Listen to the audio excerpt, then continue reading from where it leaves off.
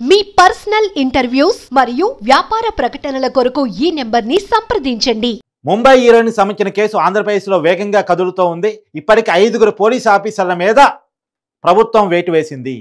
ఒకళ్ళు అప్పుడు ఏసీబీగా పనిచేసిన హనుమంతరావు, సీఏగా పనిచేసిన సత్యనారాయణ, ఐపీఎస్లుగా ఉన్నటువంటి విశాల గున్ని, కాంతి రాణా టాటా, పిఎస్ఆర్ ఆంజనేయులు, ఈ 5 అధికారుల మీద వేటు వేయటం జరిగింది. ఈ 5 అధికారుల మీద మాత్రమేనా వీళ్ళకి ఆదేశాలు ఇచ్చినటువంటి అప్పటి సీఎం సలహాదారుగా ఉన్నటువంటి సజ్జల రామకృష్ణారెడ్డి గారి మీద మరియు అప్పుడు ముఖ్యమంత్రిగా ఉన్నటువంటి జగన్మోహన్ రెడ్డి గారి మీద ఎలాంటి కేసులు నమోదైతే వాళ్ళకి ఎలాంటి శిక్షలు పడాలి అన్న దాని మీద చర్చ జరుగుతూ ఉంది. ఈ విషయాన్ని చర్చించే ముందు కొన్ని సంఘటనలు మీకు చెప్తాను.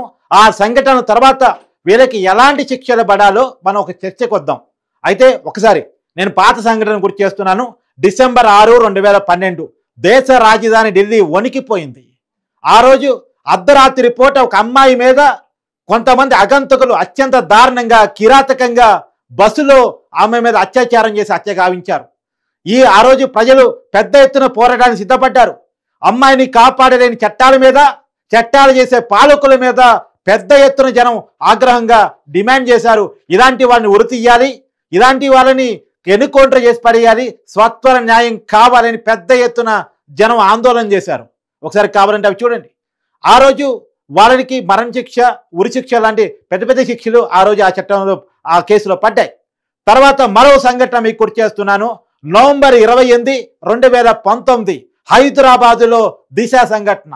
ఒక వెటనరీ డాక్టర్ ఒక ప్రదేశంలో వెయిట్ చేస్తున్న క్రమంలో ఆ అమ్మాయి మీద కొంతమంది అగంతకులు అత్యంత దారుణంగా అఘాయిత్యానికి పాల్పడి ఆ అమ్మాయిని హత్య చేసిన సంఘటన అత్యంత దారుణమైన సంఘటన. దాని మీద కూడా పెద్ద వ్యాప్తంగా దేశవ్యాప్తంగా పెద్ద ఎత్తున నిరసన వ్యక్తమయ్యాయి. హైదరాబాదులో పెద్ద రగడే జరిగిందని చెప్పాలి. మహిళా సంఘాల నుంచి మొదలుకొని పౌర సంఘాల వరకు మొత్తం జనాలు ఏకమై గొంతెత్తి అరిచారు వాళ్ళని ఎన్కౌంటర్ చేయాలని. జనం డిమాండ్ తలొగ్గినటువంటి అప్పుడు ప్రభుత్వం ఆ రోజు కమిషనర్గా పనిచేసిన సజ్జనారు వాళ్ళని ఎన్కౌంటర్ కూడా చేశారు. ఇప్పటికీ ఆ కేసును సజ్జనారు ఎదుర్కొంటా ఉన్నారు. ఆ రోజు ఎన్కౌంటర్ జరిగింది.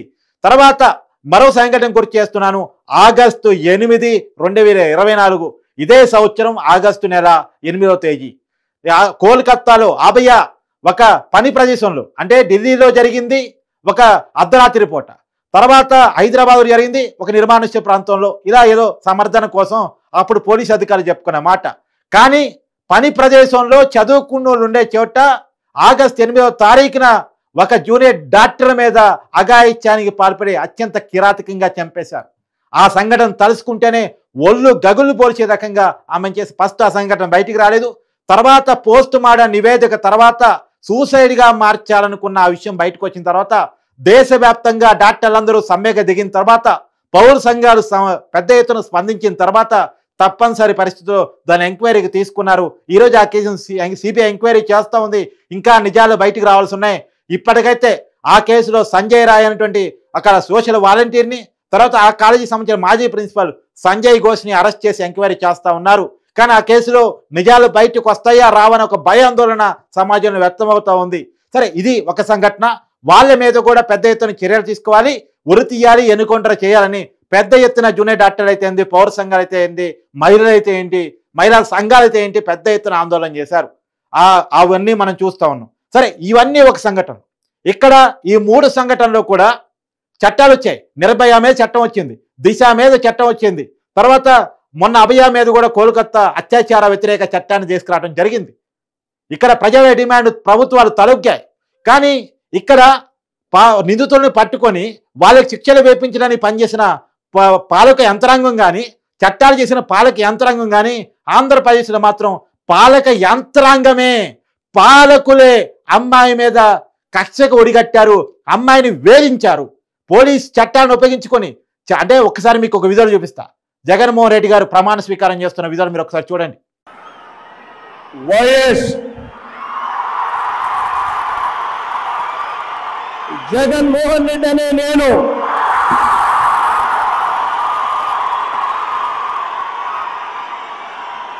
శాసనం ద్వారా నిర్మితమైన భారత రాజ్యాంగం పట్ల నిజమైన విశ్వాసం, విధేయత చూపుతానని భారతదేశ సార్వభౌమాధికారాన్ని సమగ్రతను కాపాడుతానని ఆంధ్రప్రదేశ్ రాష్ట్ర ముఖ్యమంత్రిగా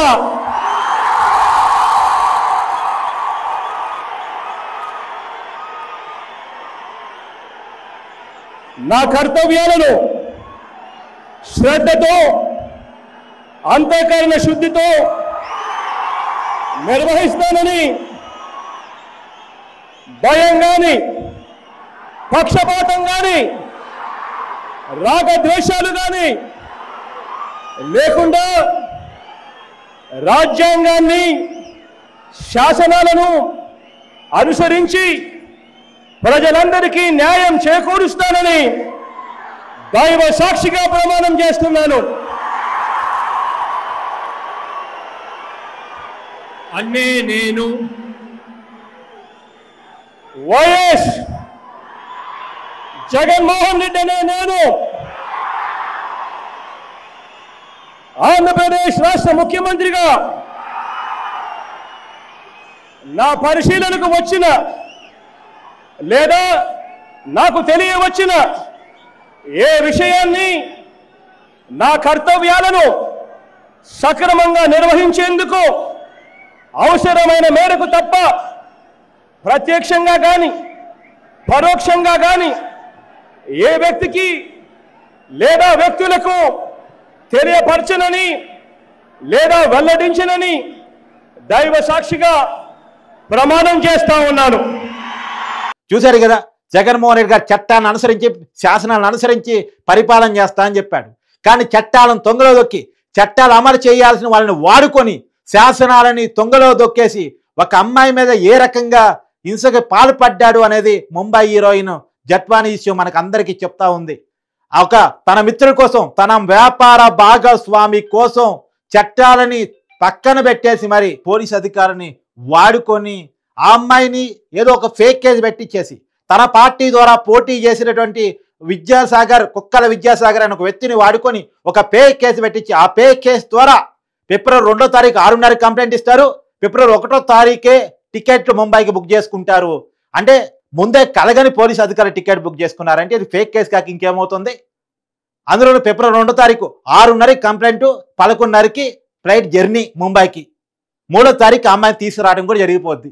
తర్వాత వెంటనే ఆ అమ్మాయి ఒప్పుకోకపోవడంతో కేసు వాపసు తీసుకోవడానికి వెంటనే ఆ అమ్మాయి రిమాండ్కి పంపించడం, ఆ కుటుంబాన్ని వేధించడం, ఆ కుటుంబాన్ని వేధించిన తర్వాత ఆ అమ్మాయి లొంగిపోయిన తర్వాత ఆ అమ్మాయి బయటకు వచ్చింది. కేసులన్నీ పక్కకు పోయాయి. అదేవిధంగా ముంబైలో ఆ అమ్మాయి పెట్టిన కేసు కూడా పక్కకు పోయింది. జిందాల మీద పెట్టిన కేసు కూడా అత్యంత దారుణంగా ఆ అమ్మాయిని హింసించిన తీరు, ఆ అమ్మాయి కుటుంబాన్ని హింసించిన తీరు.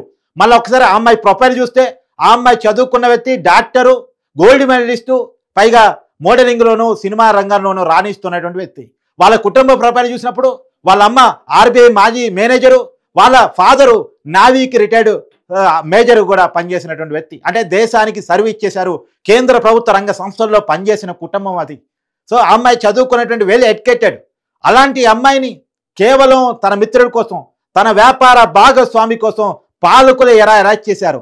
మీరు ఒక్కసారి చూడండి, దిశలోను, నిర్భయలోను, అభయలోను 3 అమ్మాయిలని చంపేశారు. కానీ ఒక్క కేసులోనే అమ్మాయి బతుకుంది. కాబట్టి ఈరోజు మన ముందుకు వచ్చే పోరాటం చేస్తూ ఉంది. రేపు అమ్మాయిని కలాలంటే భయపడే పరిస్థితులు. అంటే ఈ 3 కేసుల్లో తాగుబోతులో, తిరుగుబోతులో, సరిగ్గా చదువుకోని వాళ్ళు, సరిగా మైండ్ పనిచేయని వాళ్ళు, అవారాగాల్లో, దువారాగాల్లో, కింది స్థాయి వాళ్ళు ఆ పని చేశారు. ఈ 3 సంఘటనలు అమ్మాయి మీద అఘాయిత్యాన్ని పాల్పడాలంతా వాళ్ళు. కానీ ఇక్కడ చదువుకునేటువంటి వాళ్ళు, హై ప్రొఫైల్లో ఉన్నటువంటి వాళ్ళు కావాలని కచ్చపూరితంగా మైండ్ అంతా పనిచేస్తున్నప్పటికీ కూడా కావాలని ఎరాజ్ చేసినటువంటి సంఘటన ఇది. ఆ సంఘటన కంటే ఈ సంఘటన చాలా దారుణమైంది. ఆ సంఘటనలో నేరాలకు పాల్పడ్డోళ్ళని పాలకులే పట్టుకున్నారు, పోలీసులే పట్టుకున్నారు, పోలీసులే అరెస్ట్ చేశారు, పోలీసులే ఇన్వెస్టిగేట్ చేశారు, పోలీసులే శిక్షలు వేశారు. కానీ ఇక్కడ పోలీసును ఉపయోగించుకొని ప్రభుత్వమే కావాలని ఈ అమ్మాయి మీద కక్ష చేసింది. అంటే పోలీసులు కూడా అమ్మాయికి వ్యతిరేకంగా ఉన్నారు అంటే, పాలకులు కూడా అమ్మాయికి వ్యతిరేకంగా ఉన్నారంటే, ప్రభుత్వమే పాలకులే కావాలని ఒక అమ్మాయిని వేధిస్తే అంతకన్నా నేరం, అంతకన్నా ఘోరం ఈ సమాజంలో ఇంకోటి ఉందా? సహజంగా ఎవరి మీదన్నా ఏదన్నా అఘాయిత్యం జరిగితే స్పందించాల్సింది పాలకులు, పట్టుకోవాల్సింది పోలీసులు. ఇక్కడ పాలకులు, పోలీసులు అంతా ఒకటయ్యారు, అమ్మాయిని వేధించారు. అమ్మాయిని రక్షించాల్సిన వ్యక్తులే, అమ్మాయికి అండగా ఉండాల్సిన వ్యక్తులే, సమాజంలో బాధితులకి అభయం ఇవ్వాల్సినటువంటి వ్యక్తులే ఇవాళ చట్టాన్ని తొంగలో దొక్కేసి అమ్మాయిని వేధించారంటే అక్కడ ఉరిశిక్ష వేయాలని డిమాండ్ చేశారు కదా. ఇదే పబ్లిక్, ఇదే పౌర సంఘాలు, ఇదే మహిళా సంఘాలు ఇవాళ డిమాండ్ చేయరే, ఇవాళ రోడ్డు మీదకి రారే. అంటే ఒక సామాన్యులు, తిరుగుబోతులు, తాగుబోతులు, చిన్నపాటి నిందితులు, పేదవాళ్ళు ఏదైనా తప్పు చేస్తే వాళ్ళ మీద పెద్ద ఎత్తున నినాదాలు చేస్తారు, ఉరి తీయాలంటారు, ఎన్నుకౌంటర్ చేయాలంటారు. అదే హై ప్రొఫైల్ అదే తప్పు చేస్తే ఏం మాట్లాడరా? ఇది రాజకీయ కక్ష అంటారా? అంటే హై ప్రొఫైల్ ఉన్నోడు, వైట్ కార్లు వేసుకోగలిగినోడు ఏం చేసినా ఓకే ఈ సమాజానికి. అదే చిన్న వాళ్ళు తప్పు చేస్తే మాత్రం వాళ్ళు ఉరి తీయాలంటారు, ఎన్నుకౌంటర్ చేయాలంటారు, మరణ శిక్ష విధించి అంటారు. కానీ ఒక పార్టీకి అధినేతగా ఉన్న వ్యక్తి, ఆ రోజు ముఖ్యమంత్రిగా ఉన్న వ్యక్తి, ఆయన ఆదేశాల మేరకు కాక ఇంకెక్కడో జరిగి చెప్పండి. జిందాల్కి జగన్మోహన్ రెడ్డి గారికి ఫ్రెండ్షిప్ 2004 నాటిది. అది జిందాల్ గారే కడప ఉక్కు ఫ్యాక్టరీ ఓపెనింగ్లో చెప్పారు. ఆయనే చెప్పారు. ఆయన మాటల్లోనే మనం విన్నాం. పాలకులు, పోలీసులు కలిసి వ్యవహరించిన తీరు ఈ సమాజానికి ఒక తప్పుడు సందేశాన్ని ఇస్తుంది. రేపు అమ్మాయిని కనాలంటే ప్రభుత్వాలు కూడా అమ్మాయిని రక్షించలేవు, కావాలంటే శిక్షిస్తాయి అని అనుకున్నప్పుడు ఎవరు అమ్మాయిని కంటే భయపడే పరిస్థితి వస్తుంది. కాబట్టి ఈ 3 కేసులకి ఈ కేసు ఏమాత్రం తక్కువ కాదు, ఒక అంచు ఎక్కువే. దిశాని మించిన, నిర్భయాన్ని మించిన, అభయాన్ని మించిన కేసు ఆంధ్రప్రదేశ్లో జరిగింది ముంబై హీరోయిన్ విషయంలో. ఇది నేను అడుగుతున్నాను. సమాజం స్పందించాలి, పౌర సమాజం స్పందించాలి, మహిళా సంఘాలు స్పందించాలి, చదువుకున్నాడు స్పందించాలి. ఇవాళ ముంబై హీరోయిన్ కావచ్చు, రేపు మీకు కావచ్చు. ఒక హై ప్రొఫైల్తో పెట్టుకుంటే మీ జీవితాలు ఆగమవుతాయి అనేటువంటి ఒక భయాన్ని క్రియేట్ చేశారు ఇక్కడ. అధికారం ఉన్నోడితో పెట్టుకుంటే ఏమైనా చేయవచ్చు అనేటువంటి దాన్ని క్రియేట్ చేశారు ఇక్కడ. అవసరమైతే చట్టం డబ్బులున్నోడు చుట్టంగా మారిపోయింది, అమ్మాయిలను వేధించడానికి పనికి వస్తాని నిరూపించారు ఇక్కడ. కద్దరు చొక్కాలు వేసుకొని అధికారంలో కూర్చొని గ్రీన్ పెన్లు పెట్టుకొని పెత్తనం చేస్తూ అమ్మాయిలను వేధించవచ్చు అని నిరూపించారు ఇక్కడ. కాబట్టి దీన్ని సీరియస్గా తీసుకోవాలనేది నేను పౌర సమాజాన్ని, మహిళా సంఘాలని నేను అడుగుతున్నటువంటి మనవి అంటారో, దాని విజ్ఞప్తి అంటారో, డిమాండ్ అంటారో, ఏదైనా అనుకోనియండి. కానీ ఈ విషయాన్ని చాలా సీరియస్గా పౌర సమాజం గమనించాలి, చదువుకున్న వాళ్ళు గమనించాలి. దీంట్లో రాజకీయాలకు అవసరం లేదు. మీరే రాజకీయ పార్టీ, ఏ రాజకీయ వ్యక్తులు నాకు అవసరం లేదు. కానీ రాజకీయాలకు అతీతంగా ఒక అమ్మాయికి అన్యాయం జరిగినప్పుడు మనం స్పందించాల్సినటువంటి అవసరం ఉంది. ఇక్కడ క్లియర్గా మనకు కనపడుతుంది. పోలీసుల ప్రవర్తన తీరుగానే మీరు ఒక పోలీస్ స్టేషన్ పోండి, మీరు కేసు పెట్టగానే వితిన్ గంటల్లో. నేను ఇంకో విషయం ఇస్తున్నాను. ఫిబ్రవరి 2వ తారీఖు 6:30కి అమ్మాయి కేసు పెట్టింది, 11:30కి వాళ్ళు ఫ్లైట్ ఎక్కారు. ఫ్లైట్ ఎక్కాలి అంటే గంట ముందు లేదా గంటన్నర ముందు ఖచ్చితంగా ఎయిర్పోర్ట్లో ఉండాలి. అంటే వాళ్ళు ఎన్ని గంటలకు పోయి ఉంటారు? కేసు తీసుకున్న వెంటనే వాళ్ళు బయలుదేరి వెళ్ళిపోయారు. ఇది ఎక్కడ జరిగిద్ది అసలు? ముందు రోజే ఫ్లైట్ టికెట్స్ బుక్ చేసుకోవడం అంటే ప్రీ ప్లాన్ అని అర్థం కావట్లేదా? మరి అతను వైసీపీ నుంచి పోటీ చేసినోడు అని మనకి కళ్ళ ముందు కనపడుతుంది కదా. 2014 ఎన్నికల్లో అతను వైసీపీ ఎమ్మెల్యే క్యాండిడేట్ ఓడిపోయాడు. అతను కృష్ణా జిల్లా నుంచి పోటీ చేశారు, ఉమ్మడి కృష్ణా జిల్లా నుంచి. ఇంత క్లియర్గా కనపడుతుంది. 2018లో డాక్యుమెంట్ క్రియేట్ చేసి దాని మీద 2022 అడ్రస్ వేస్తారు. 2018లో 2022 అడ్రస్ ఎట్లా తెలిసిద్దండి? ఎట్లా తెలిసిద్ది? అర్థం కావట్లేదా? ఇంకా పైగా అమ్మాయికి క్యారెక్టర్ అసాసినేట్ చేయటం, ఈ అమ్మాయి అది, ఈ అమ్మాయి ఇది. సో ఇలాంటి వాళ్ళని కఠినంగా శిక్షించాలి. ఆడపిల్లలు ఉన్న ప్రతి ఒక్కళ్ళు ఈ విషయం మీద స్పందించాలని నేనైతే కోరుకున్నాను.